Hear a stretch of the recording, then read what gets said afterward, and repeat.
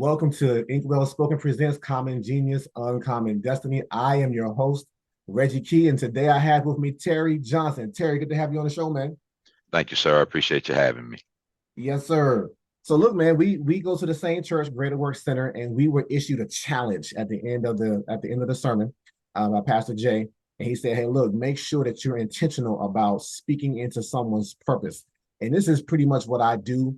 Since I moved out here about almost 3 years ago, God started telling me to make sure to do these one-on-one interviews to really bolster people's confidence in who they are. And so, Mhm. I have a couple questions for you, and depending upon how you answer will dictate where we go from here. All So right, here's the first one. You ready? I am. Terry, do you consider yourself to be a genius? In some aspects, yes. Okay, explain that a little more for me. There are some things that I have personally experienced and know quite a bit about, and I would consider myself as a genius in some of those aspects. Some aspects I'll consider myself as a novelist. Just depends on what you're talking about and what realm you're in. But I feel as though the genius that I have in me is if I don't know, I'm willing to find out. I will let you know I don't know, but I would like to find out as well.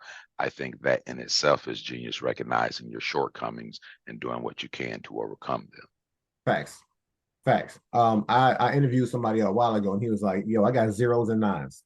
And the nines are where he said, I won't rate myself a 10 because that leads to complacency. There's always room to improve. But he was like, there's some places where I'm a nine and there's some places where I'm a zero. And it's okay to know that and to say that as long as, like you said, you're willing to put in the work if it's something that you feel like is going to help get you to the next level or get somebody else even to the next level. That's So right. that's a great answer. I appreciate that. So most people, Terry, don't have the scope to be able to discern what you just did. Like, yeah, genius doesn't mean that I'm good at everything. Like Right. what I heard you say, in corporate America, you're saying that you're a subject matter expert at some things, right? There you go. There you To go. me, up in here. There you go. And so, that means that you don't naturally succeed at everything, but what you do well, you know it, and it benefits the company, it benefits the corporation, it benefits wherever you go. And it's important to know what you have to offer. What I found though, Terry, is too many of us, and particularly minorities, and particularly minority men, Mm. don't fully know what we have to offer. And it starts at a very young age because we've been conditioned to think of genius in a very specific way that excludes us from the equation. And so what I'm here to do is to include us in the equation with an equation. We're going to talk about genius today from three components: your passion, your talent, and your purpose. All right. Mm. So let me ask you this follow-up question. Who comes to mind when you hear this word genius? First name off the top of your head. Not one came to mind. Okay. I'm Do trying to think of one. No, not one came to mind. So I'm trying to think of who I would consider one because nothing came to mind. And to be honest with you, Reggie, I don't think I would consider anyone a genius because I don't know anyone that well to consider them a genius. You might, again, be a subject matter expert on something, but that don't mean you're a genius. And like I say, no one should have tens because no one's perfect. There's right. always room for growth, Always no room. matter where you are and what you're doing. And I'll tell you, with me, a lot of time when you talk about the genius and covering a broad spectrum of things, I'll be totally transparent and honest with you. There's some things that I don't know. I don't care to know. Yeah. Don't mean nothing to me. So Yeah. whatever, you know what I mean? We got to be So comfortable with some of these zeros, right? I think as yeah, men, we struggle because we think we got to have nines across the board. And as I get older, I'm like, yo, man, I don't got time for all that. Like, and that's I'm just the real right here. deal. It's the real deal, right? The Yeah, same dude that I was talking about, he's a grill master. I'm nice on the grill, but he nice on the grill. And I'm not, when I look at what he can do, I'm not trying to clamor after what he can do. I'm like, you know what? That's you, man. Do it to the best that you can. I'm gonna be over here cooking these burgers and dogs and chicken thighs while you doing, steak and all manner of stuff and pork chops. I'm good with that. Briskets and all that. And I'm like, hey man, just save me a plate. But I'm not gonna try and match what you're doing, right? right. So in that, um, your zeros and nines, when you start to interact with people, your zeros and nines should complement. Where you're a zero, I should be a nine, and vice versa. And we come together and we can do a thing together that we couldn't do separately. Right. But it takes recognizing where you are versus where somebody else is and being okay with that. So I appreciate I was gonna say just as much as that, it takes being okay with where you are. Because like you it. say, yeah, I might not do brisket or whatever like you do, but man, I got full when I ate this hamburger and it was good. Yes, So, sir. I do what I do and I'm good with that. You know what Yeah. I mean? Hey, so can I share something with you? Yes, sir. The number one answer that I get about who comes to mind when we hear genius, from children to adults, the number one name that comes up is Albert Einstein. Mm. And so therein lies the problem, because Because I would when say George Washington Carver more than him. George Washington Carver discovered all kind of stuff. hey, now you're going somewhere. Albert Now you're going Einstein somewhere. is the light, but Washington Carver got peanuts, heart surgery, top lights, got everything. So he would be more of a genius because he has more of a broad category of what he's done for mankind versus, you know, and that's just my take on it, and it doesn't have to be the black white thing. It's just more so with what it is and what you've accomplished and what we're enjoying at this part of our lives. And you guys are long gone, but your legacy lives on. Legacy. Yeah. Now here's the thing though, like it's not black and white. This is a universal message. However, it is important for our young black men to see genius that looks like them. Because here's the thing that I've That's what I'm noticed. getting at. Yeah. Yeah, when it's one-on-one thing, the people who are more prone to say, yeah, I have genius, were also the ones when I said who comes to mind, they would name a family member. They would name somebody that looks like them that they can identify with. And they were more likely to say, like, yeah, I got something because my mama got it, or my sister got it, or my brother has it. And so when you can see someone and label them with this genius that looks like you, you're more prone to say it for yourself. Einstein, bro, I don't look nothing like Einstein, right? Like Nor most do I people, care to. that was right. Yeah. That was a special looking dude, right? And so here's the thing though, like when if and this is the conditioning I'm talking about that starts at a very early age. If we begin to ascribe genius to the likes of an Einstein, then at the same time that we're putting him up on a pedestal, saying like he has discovered, he has done whatever, and he's a genius, we also disassociate it from ourselves. Mm-hmm. And it makes it even harder when somebody asks you that question to be like, nah, I know Einstein. That's what we do. And it's like, I Right. didn't ask you if you were Einstein. I asked you, do you have genius? Right. Right. And so what I want to start to get into is to begin to identify what I call non-academic genius, because in truth, he was just one part of the spectrum. IQ and high GPA is one type of genius, but there are a plethora of other types on this spectrum that we're going to talk about today that has nothing to do with what we've been conditioned to think of when it comes to that word genius. All right. You got the right one, baby, because I agree with you wholeheartedly. All right, my man. Yeah. Now, I got a quote for you. I want you to let me know, one, if you've heard this quote before, and two, how it hit you when you first heard it. Okay, you ready? Right. Mm-hmm. This purportedly comes from Einstein. It goes like this: if you judge a fish by how well it can climb a tree, it'll spend its entire life thinking it's stupid. Mm-hmm. You heard that before? Mm-hmm. Mm-hmm. All right. Can you think back to the first time you heard that said and like how it impacted you? How did you internalize what it was saying? Um, the way I internalized and what it was saying was basically, like I said before, you be you. You're not a tree climber. You're a fish. Do what you Mhm. do and don't worry about that. It's just like, why should a giraffe worry about a turtle? One eat from the trees, one eat from the dirt. I don't care what you do down there. I'm up here.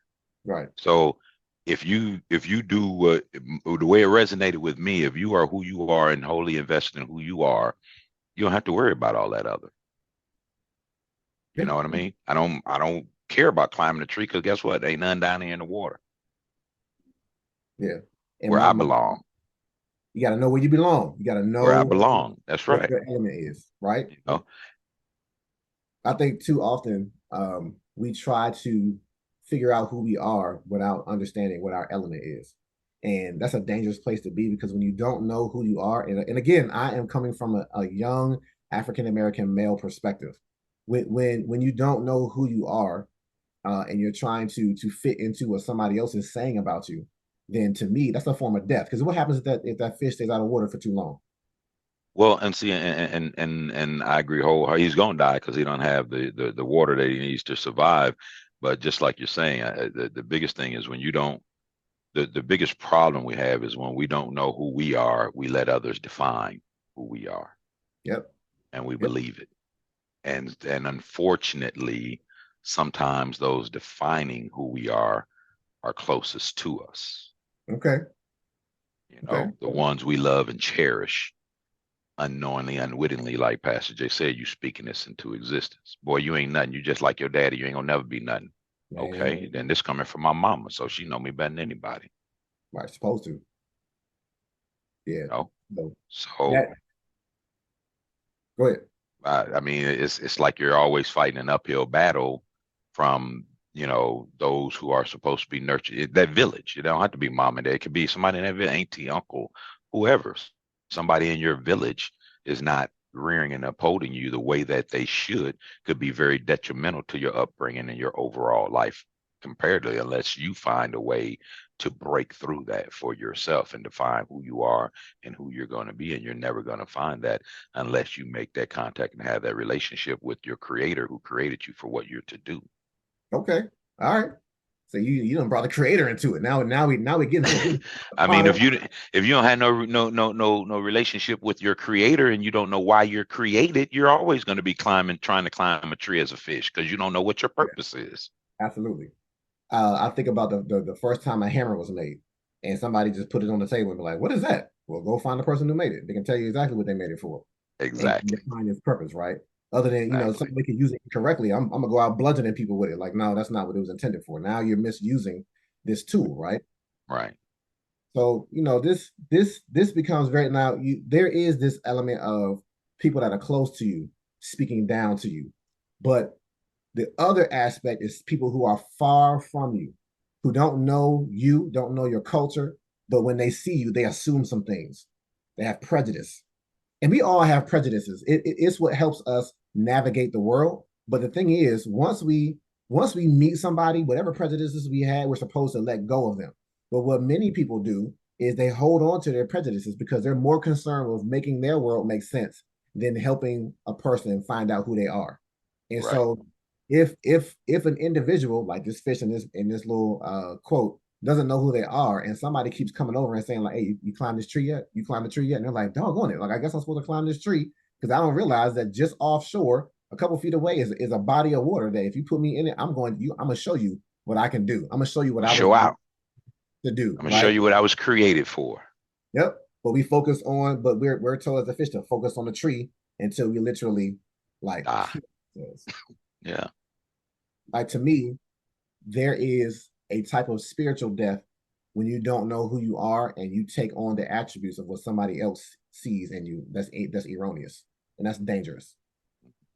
Even if you think they see good in you and you don't, you're not on that point. You know what I mean? There's a lot of people who do things because, and that's one of the things that I've always kept in mind because some of the best advice I've ever had was you have to you have to have that relationship with the Lord to know what you're supposed to do. Don't let anybody else pump you up to doing something and I don't care what it is, you know. Yep. It doesn't matter. Oh, you talk well, you should be a preacher. Well, not if I ain't in the Bible. Right. Right. You know what I mean? So, and you can't force anybody to do that kind of stuff. So like, and I get back to what I was saying. So even if someone's talking you up into a good place, if that's not the place for you, then it's not going to be successful, Nope. you know? So you get it, man. You right here. You right here with me. I appreciate this, man. I've been around a while too, bro. You seen some things, right? Yeah, yeah. I ain't scarred up for nothing, you know what I mean? But I'm still flowing. Yeah.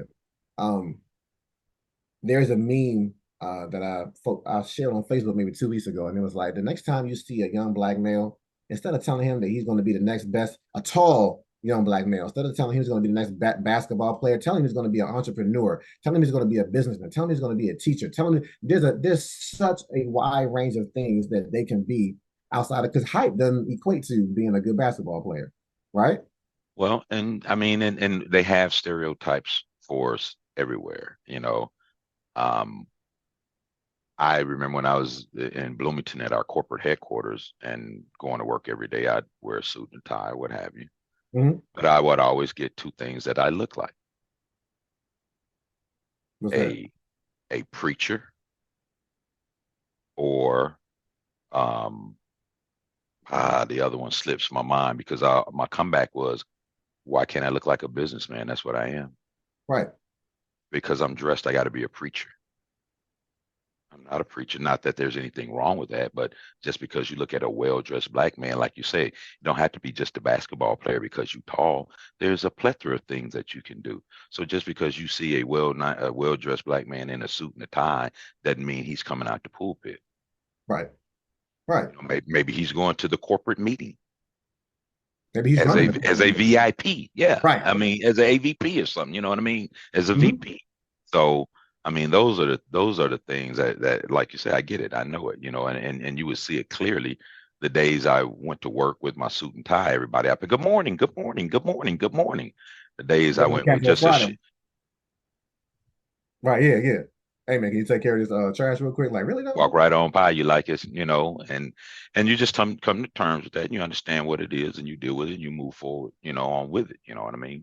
Yeah. So, I yeah, enjoy kind of being in this position though to shift people's paradigms and kind of cause their minds to implode. I like challenging people. And so when I went to college, I started working out like ninth grade because I had low self-esteem and I just got a bench and started working out in my basement. And I got some size to me because I was always kind of a runt. Well, when I got to the college that I went to, University of Delaware, predominantly white college, and I got there on academic scholarship merit, right? But when I went to the award ceremony, what you I'm play? yeah, What you you play play? you got for football scholarship, and I'm like, no, actually, I'm here for a merit scholarship for computer engineering. And I just watch, I was like, just pick your mouth up off the floor. Just next time, be a little more self-aware, That's right? it. That's it. That's it. I'm telling you, I get it, bro. I really get it.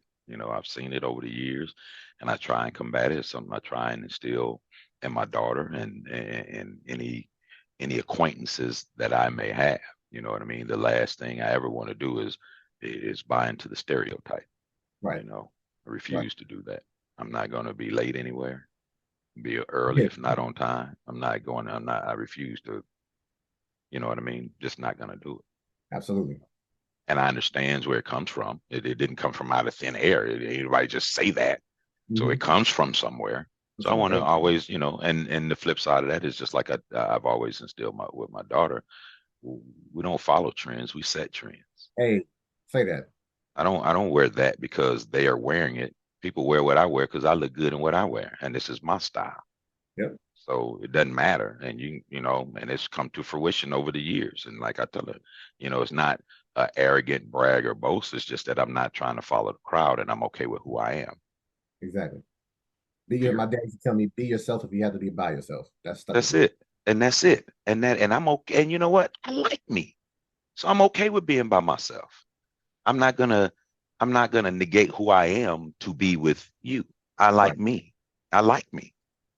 And if you don't, cool. If you do, great. you know, Yeah. And that's what this workshop is really all about. This workshop, this book, this interview is making sure that outside of knowing your name, that you know, like to understand and appreciate who you are and to like yourself. The next label that you should have is that, hey, I'm a genius, and it's so that you don't allow somebody else to put a label on you that doesn't fit you, right? And so I want to get that's back to right. the three-part equation, which is passion, talent, and purpose. I'm going to take passion and kind of deconstruct that too, but it's going to start with asking you again, what words come to mind when you hear this word passion? Um, what words come to mind? Never give up. It's determination.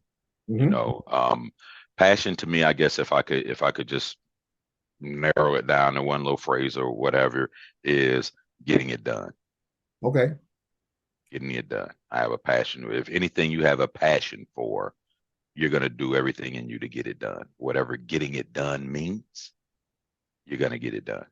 All right. And that's where the passion comes. I'm gonna hold on to that. That's good. Getting it done. Now look, Getting it. just like Einstein was like the number one answer for genius, the number one answer for passion when I ask people is like love. And here's where I start to shift paradigms. This is when the interview gets a little more interesting.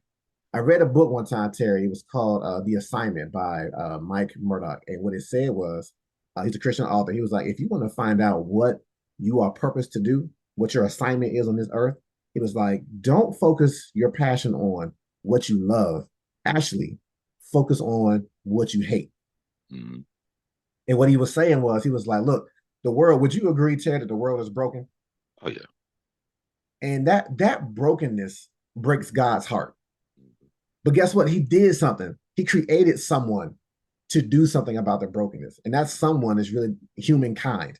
And so each of us, he has given us a portion of his heart. That broken part, he's like, here, I want you to have that sliver of when you see this thing, it's going to annoy you to no end. To the point where you're like, man, like you see this though? Like somebody should do something about this. Like somebody ain't going. And the thing of it is, if you keep looking around saying somebody should do something about it and getting mad when you see nobody doing anything about it, guess who the person is that's supposed to address it? Oh, that's you. It's you. And so that begins to, I got to get this done. When you tap into that type of passion, because you say things like, I hate that with a passion, right?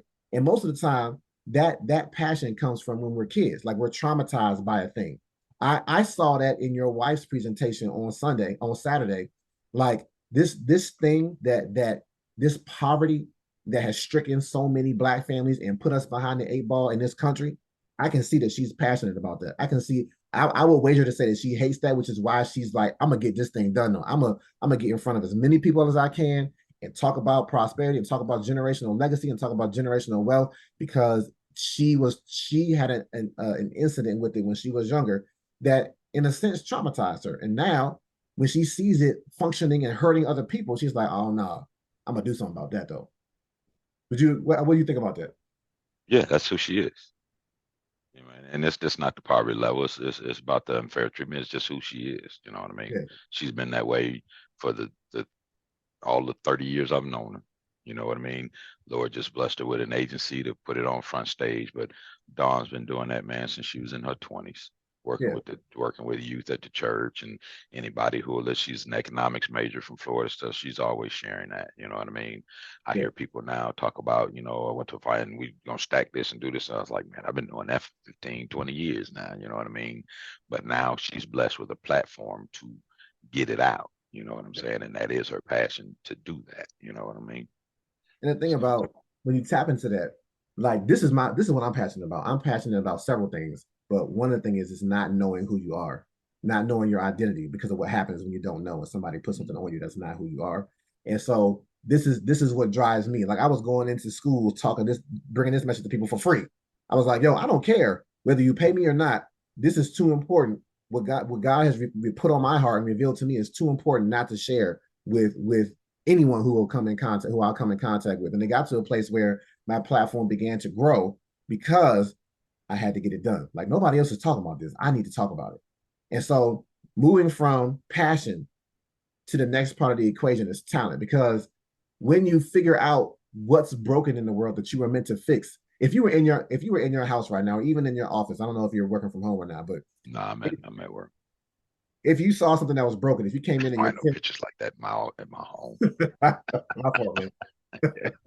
Whiteboards and stuff. Nah, doc. I'm still getting a chance to Nah, know you, Terry. You might be just that business minded. Hey, yeah, I am in here. got you. But like, if you came into your office and something was broken in your chair, something was broken in your desk or whatever, and you were like, man, I need to fix that. What would you look for to try and fix the thing that's broken? The correct tool to fix it first, depending on what the broken. Well, I guess first I would look at what is broken because the chair Mhm. can have many pieces to it that may be broken. So first you find what is broken, and then you determine what tool is needed to fix it, whether it's a actual tool or mind tool, whatever. And if you're not qualified to do the fixing, you need to find somebody to fix it. Yeah, yeah, Because just because you realize what's broken don't always mean you're the one to fix it. facts, facts. I heard you say mind too. I like that. I've never heard that. I like that. And so Yeah, that's exactly right. You're going right into it. So when you find out what's broken, that's your passion. Then your talents becomes your tool to fix what it is that's broken? What is it that's in your hand? When David saw this Goliath giant talking bad about his God and his people, he was like, "Yo, nobody gonna do nothing about this." Right. He's like, "Okay, I got something for you. Let me get my five." He said, I'll take care of him. I'll dress him. Let me get my slingshot and my five smooth stones. I've killed lions and And bears. bears. Yeah. Protecting my dad's sheep. I can handle that. Now, here's the thing that David had to understand. He was like, when King Saul heard this, he was geeked, right? He was like, "Yo, that's great. Here, put on my armor." David was like, "Don't give me that. You don't get me killed. Like, your Hmm. armor is for you. You're a grown man. I'm a boy. If I go out there in your armor, I'm going to die. Give me what I know I've worked with well." Even Moses, God was like, when Moses kept giving him all this flack, like, "Nah, I don't talk well. I'm not the one." He was like, "Bro, what's in your hand, man?" He was like, "Oh, it's just this staff." He said, "Put the staff on the ground." And it turned into a snake. And after Moses composed himself, God said, "Pick it up by his tail." And when he did that, it became a staff again. The point was, you have I everything you got you. need. Yeah. Yeah. And so that's what our talent is. Like, sometimes we overlook our talent. Sometimes we kind of act like, "Well, I don't really know if that's really," but there's something special that God has placed in your hand that's even generational. It doesn't just come out of nowhere. It's coming from your lineage. So I'm gonna back up for a second, because I want to ask you personally, what is it that you're passionate about? And what do you see your talent being? You already kind of alluded to it before, but I want to be super explicit about it. Well, and that's what I was gonna get at as well, because even when you talk about your your talents, I personally struggle with recognizing that. For I know that I know that there's plenty of things that I do well, Mm-hmm. but I am so cautious with trying not to sound or be arrogant or things of that nature. Okay. So I think with me, I downplay a lot of what I am capable of, because I don't want to seem boastful. You know Yeah, what I mean? I get that. Um, my passion, bruh, honestly, and this may seem narrow, and I've been thinking about that, but my passion is my family. All right. And maybe it comes from a time where, me and my dad and I, we hadn't always had a good relation. The first 25 years was like anybody else, but the last 25 years before he passed, we was best friends. Okay. And that relationship is what I wanted in my household. Yes, That sir. was never in my household. My household was not that. Yeah. So my passion is to make sure my house is right, and I will do whatever I can and whatever I have to make sure my house is right. Yes, sir. And if And that you rather and have 50 years versus 25 years, 50 good years with your daughter versus 25 years with your daughter. exactly, Mhm. exactly. And I try to do everything I can. That's my passion, to make sure she knows she is loved, make sure she knows how a man's supposed to treat her. And I try to do that through example by the way I treat her mom. Sure. And the most difficult time when that comes is when me and mama ain't seeing eye to eye. I still gotta treat her like she is Honor her. supposed to be treated. Yes, You know sir. what I'm saying? And that's my main passion, is not to be that angry black man at home or do what I say, you know what I mean? And I ain't saying it ain't been a struggle. I ain't saying it's I mean, easy. I ain't saying I've accomplished it. I'm saying that's what I strive for. You know what I yeah, mean? And yeah. some days are harder than others. Some days it seems like it's almost unattainable. Some days it seems easy. But Hmm. that's the flow of life, you Yeah. know. Ebbs and flows, the valleys and the peaks, right? So check it. I, I want to drill in on your talent a little more. I'm gonna put something on you that Pastor Jay said to us a couple of weeks ago about humility, and how we typically think of humility from this place of like weakness, but in fact, it's a place of boldness. I always define humility as thinking, not only not thinking too highly of yourself, but not thinking too lowly of yourself either, knowing that you're made in the image and likeness of God, knowing that He fearfully and wonderfully made you, and this your soul knows right well, right? And so this just began to like when I talk to kids and they're like, I don't know what my talent is. I don't have anything. I'm like, look at your family. What is it that remember I was saying earlier? It's generational.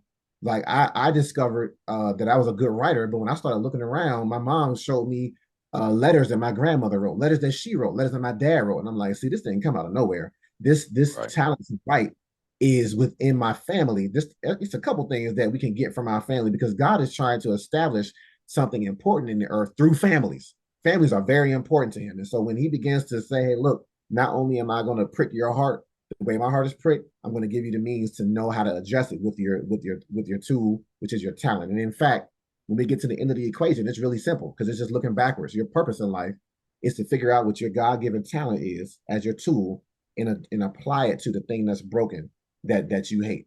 That you're like, you Mhm. know what, I'm passionate about this. I don't want to see this affecting anybody else the way it's affected me. And when you do that, Terry, that's the non-academic genius that you're beginning to tap into, that you're beginning to unlock. Um, can I give you an example? Mhm. I love this example. So I took this to a middle school, no, elementary school once. I had a friend who was a principal at a school, and she was like, "Hey, look, man, can you come talk? I got 9 little boys that's just they in a bad place, and they just need somebody that look like them to talk to them and just kind of can you just chop it up with them like every Friday?" I'm like, "Hey, you didn't say nothing but a word. This is what I do." So I came Mhm. there and I had just started workshopping this idea about genius. So I came in there hype, right? And I'm like, hey, what I found out was, Terry, these 9 little boys, they were in the third, fourth, and fifth grade, but they were all in one classroom all day. So does that even sound normal? That sounds like, hey, you being institutionalized. Yes, it does. It does sound like you're being institutionalized. One classroom all day, third, fourth, and fifth grade. What I found out was they were on IEPs, individual education plans, which we would have called special ed back in the day. Mhm. So they had these labels that would have been put on Because them. I was getting ready to say, what's that? All Right. these, hey, you got ADD, you ADHD, you got emotional issues. They got something to strap on you. Yeah, they got something to put on you to make it make sense, and then marginalize you, or like you say, institutionalize you from the rest of the classroom, even though it's supposed to be no child left behind. So I Right. came in and I'm like, all right, bet, look, young boys, I call them kings. Kings, I need you to know something. All of you are geniuses. I was like, who are you talking to? They got offended when I tried to put a positive label on. They got offended by me. One dude was like, "Don't call me that." Like, and I'm like, whoa, okay. So I struck a nerve. So I kept digging and I said, all right, I know what I can, and this is where I frame this from. I know what I can get any kid to talk about with one question. It's the question I already asked you. I said, okay, y'all don't think you're geniuses. That's cool. I said, tell me what you hate though. And it was like, Got time? you're right. It was like this guy. And the teacher was like sweating. She was like, oh my gosh, what have I let into this classroom? And they told me these little boys, Terry, who could never agree on anything, what game to play, when to play it, whose turn it was to go to the bathroom, who stole whose chair, whatever. They all universally told me the same thing. It was like, we hate school, Mr. Key. Now what? They thought they had wrecked my whole flow. And I was like, actually, you're speaking exactly into what I'm going to talk to you about as far as your genius goes. Because if you're telling me that you hate school, what you're also saying is that the school system is broken, it's failing you. That's clear.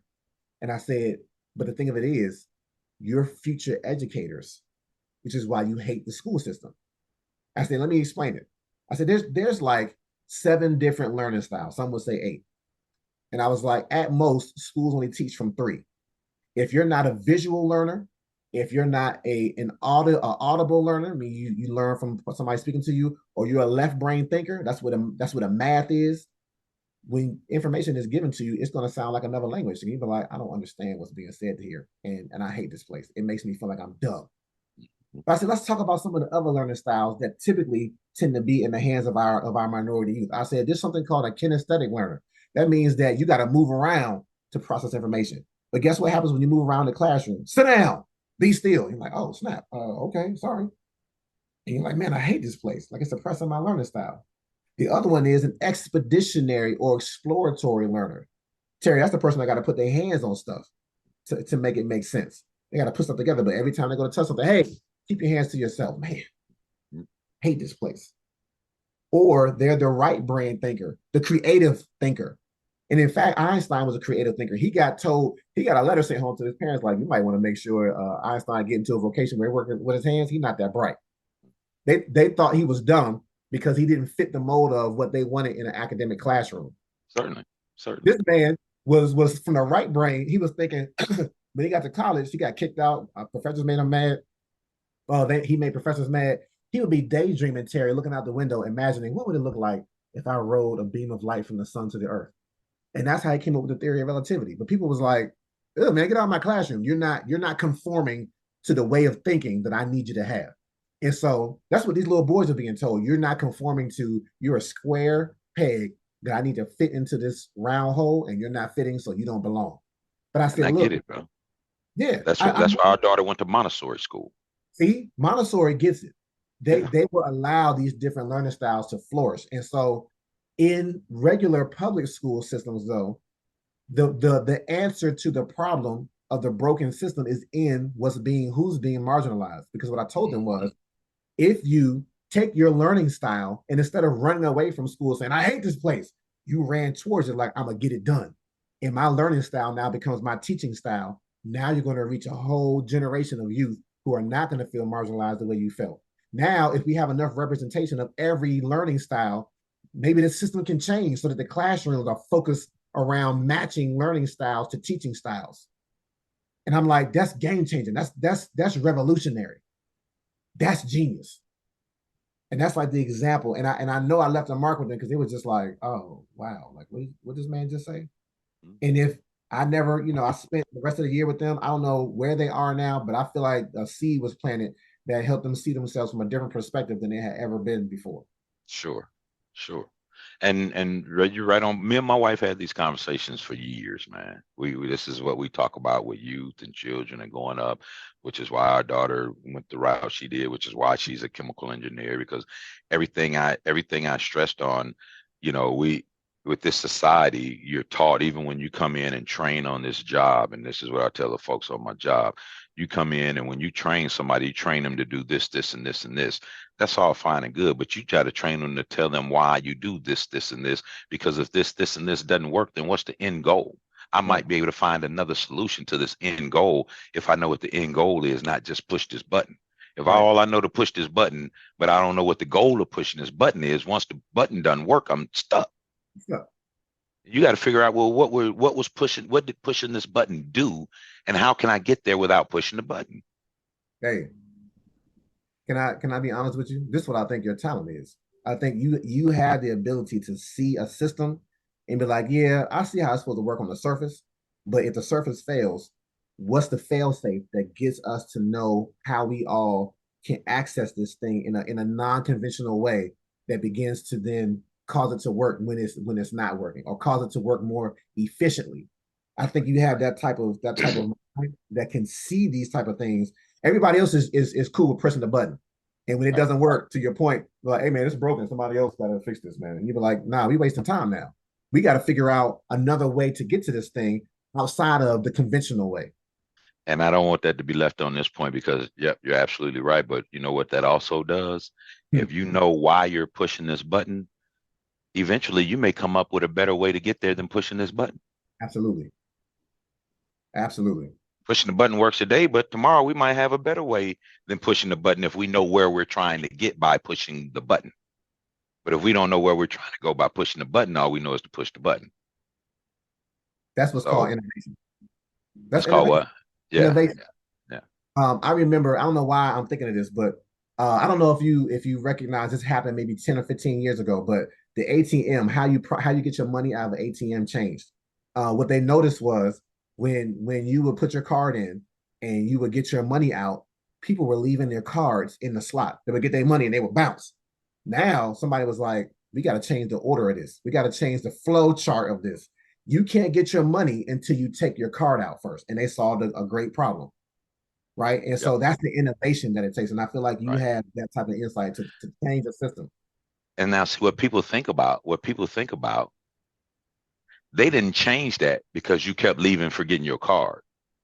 They changed that because they had to keep replacing those cards, Yep. costing them money. Costing them money. Costing them money. So this is our way to cut back on our expenses by making sure you get this card before you leave, because that way we don't have to replace it again. Right. So here's how I see your genius, if you don't mind. having seen what you're an innovator and having heard the thing that you're passionate about, I feel like you have seen enough dysfunction in Black families, especially when it relates to the father not being the place of honor. The honor should come from the father and then disseminate to the rest of the household. You've seen what that looks like when it goes wrong, and you've been able to course correct, both in restoring the relationship with your father and also keeping the relationship where it's supposed to be with your wife and your own child. Mm-hmm. The way in which that works, the mechanics that go behind the scenes in making sure the family structure is sound. I feel like that's your genius when you can begin to counsel people and say, hey, look, I see something that you can't see. You can't see the forest for the trees. I see everything. You're the person that's from the outside. Like I can see where the dysfunction is, and this is what you got to do to fix it. This is what you got to do to course correct. This is what you got to do to make sure that the family unit is preserved and is redeemed to form a new generation of legacy, that overrides the curse. There's really a curse that was in the family before. How does that hit you? It hit me. It hits me more than you would think, Reggie, because I'll tell you, when you're talking about that and something with me, when I go back to tell you, when I say I'm a trendsetter, not a follower, Mm-hmm.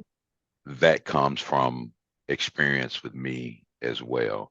And I never known why, but it seems like whoever I'm around, my friends, people like that, they come to me with questions about stuff. What's your Mm-hmm. opinion on this? What do you think about that? And it's been going on, man, since I was 18, 19 years old Yeah. in the Army. I'm in my room and I got sergeants who are 3, 4 years older than me, 5, 6 years older than me, coming in my room asking me my opinion on stuff. All the brothers around coming, man, go talk to T-Bone, whereas you get to the point where I even had one cat, and that's where I try not to, that's why I'm careful about trying to be boastful or act like you know it all or whatever, but the Lord has blessed me with being a lot of places and seeing a lot of things and going through a lot of tests that now I have some testimonies, you know what I mean?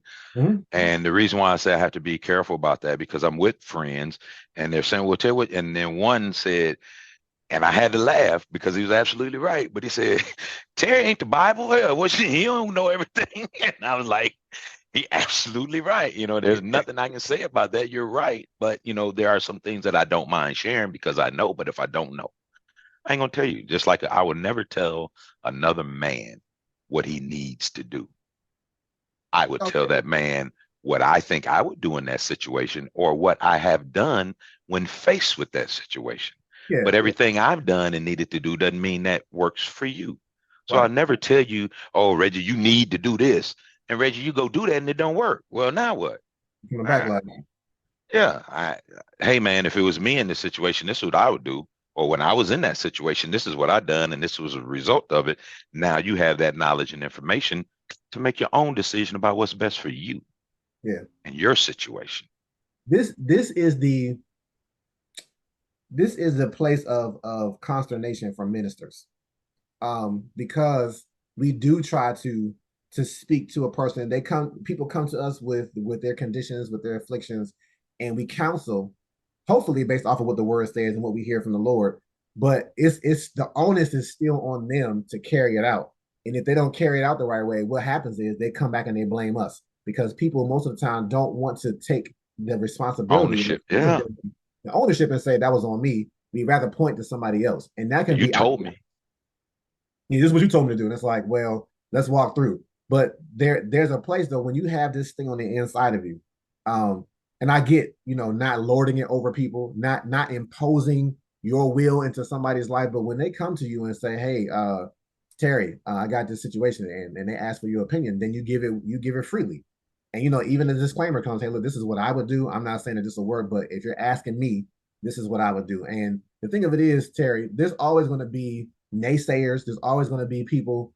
Again, I think Pastor Jay said this maybe almost a month ago, but he was like, sometimes when you begin to function at a high level in what God has called you to do, it holds up a mirror to somebody else. And if they're not functioning at a high place, they be like, so what though? Like, Ain't and nothing. then they get to this place where they're kind of like talking bad about you because what you've really done is you've put up a mirror and said, hey, look, this is what I'm doing. What God has put in my hands. What are you doing? And Right. it's not anything that you say explicitly.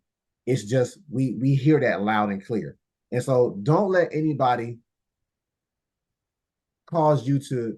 I wish I could show you this quote. It talks about like when we let our light shine, we unintentionally tell others to let their light shine too. And so, man, put your candle on a lampstand, man, and that's Well, that's right. now I believe that because now and now I try to do that, but one thing I do believe in as well, Reggie. I'm not going to dim my light because yours doesn't shine as bright. There it is. There You it know, is. I ain't trying to put it in your face, but this is my light. I ain't gonna try to cover it up because you ain't happy with the glow of it. Yeah. That's sorry. I ain't like you say. I ain't trying to lord it over you, but I ain't putting no blanket over it. Nope. So it is what it is. You know. And And look, I know, I'm sure I fall short oh, this all is the not. time, Yeah. yeah. So I'm trying, and like I say, that's that never ending battle that every day I pray to God to be the man that he would have me to be in my household and with my wife and my child, these blessings that you bestowed upon me, Yeah. you know, that's the way I look at them. And I want to be a good steward of the blessings that you've given me. Good stewardship. That's what it's about. Uh, I mean, there's being able to say that you're a genius doesn't mean that you don't make mistakes. I think a lot of people also fear saying that out loud because there is an accountability when you begin to accept that word. Like, oh, so you just know everything. No, I don't. A genius knows how to learn from failure. Like I have an right, acronym for FAIL. It's the first attempt in learning.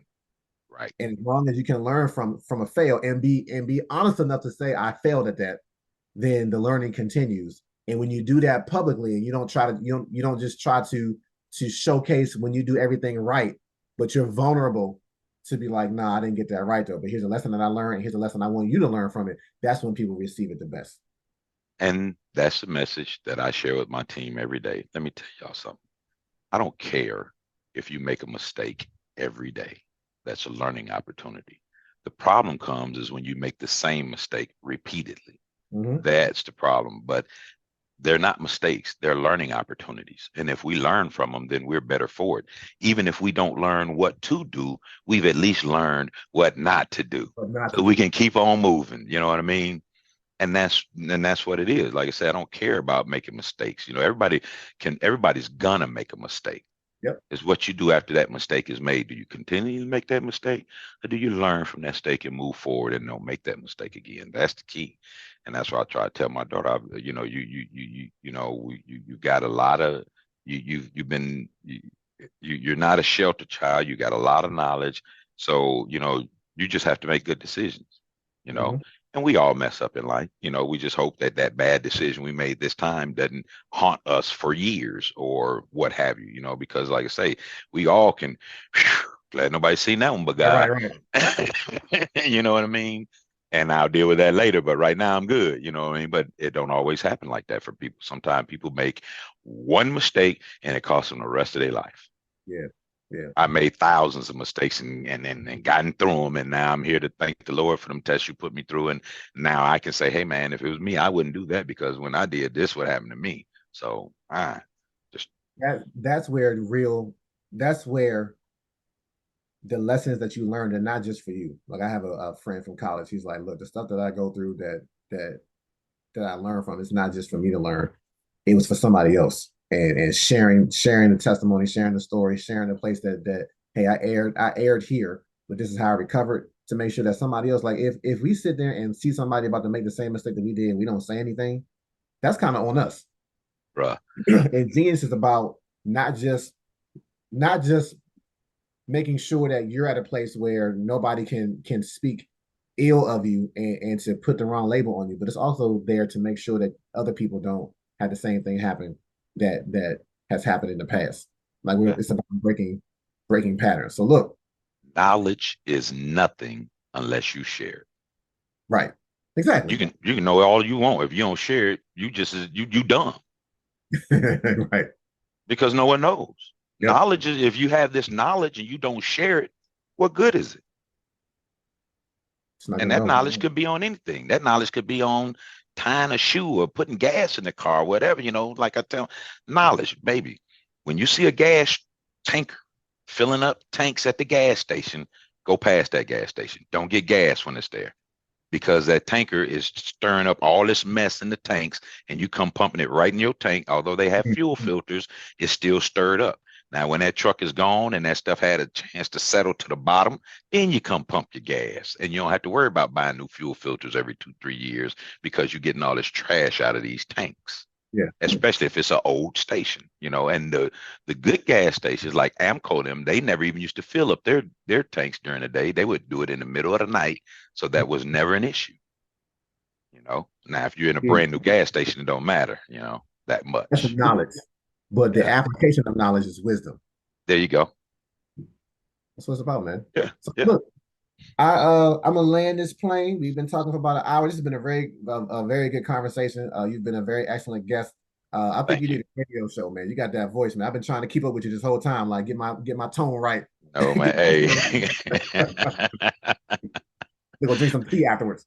Yeah, exactly. I want to thank you again for coming on. This has been Well Spoken presents Common Genius, Uncommon Destiny. I have been your host, Reggie Key, and this has been my genius guest, Terry Johnson. Thank you, sir. Appreciate you. Have a great day. You too. All right. Thanks for joining us for this week's episode. Make sure you pick up the book, Common Genius, Uncommon Destiny by my dad, Reggie Legend. Available on Amazon and at inkwellspoken.com. Connect with us at Inkwellspoken on all social media platforms. If you enjoy our content, don't forget to like, subscribe, and hit the notification bell so you never miss an upload.